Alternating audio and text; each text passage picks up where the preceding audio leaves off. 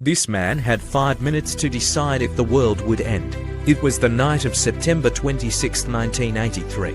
Inside a secret Soviet bunker buried deep underground, Lieutenant Colonel Stanislav Petrov sat in front of a glowing control panel that monitored the skies for signs of a US nuclear attack. It was the peak of the Cold War, a time when both superpowers had thousands of nuclear weapons ready to launch within minutes.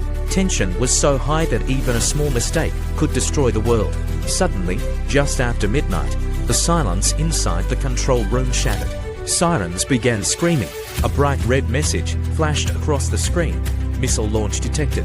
The satellite system was reporting that the United States had fired a nuclear missile straight toward the Soviet Union. Then a second missile appeared, then a third. In total, 5 nuclear missiles were supposedly on their way, and the responsibility to report the attack fell directly on Petrov's shoulders. According to Soviet military protocol, he had only a few minutes to confirm the alert. If he reported it as real, Soviet leaders would launch a massive nuclear retaliation, and within minutes, the world would fall into a nuclear war that no one would survive. Every officer was trained to follow the rules without question, but something didn't make sense to Petrov. Why would the Americans fire only 5 missiles? A real first strike would involve hundreds, maybe thousands. His instincts told him something was wrong. He picked up the phone, but did not report the attack. Instead, he declared it a false alarm, even though he had no proof. Every second felt like an hour as he waited to see if the missiles would appear on Soviet radar. Nothing came. Minutes later, it became clear.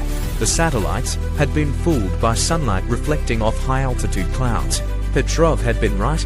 By trusting his intuition over a highly advanced computer system, he had prevented a nuclear retaliation that could have killed hundreds of millions of people. But despite saving the world, Petrov wasn't rewarded. In fact, the incident embarrassed Soviet officials, so they kept it secret.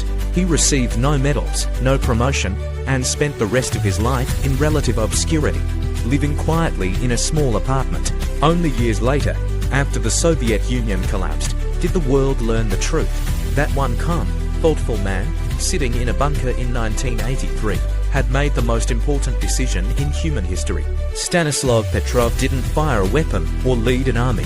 He saved the world simply by refusing to start a war.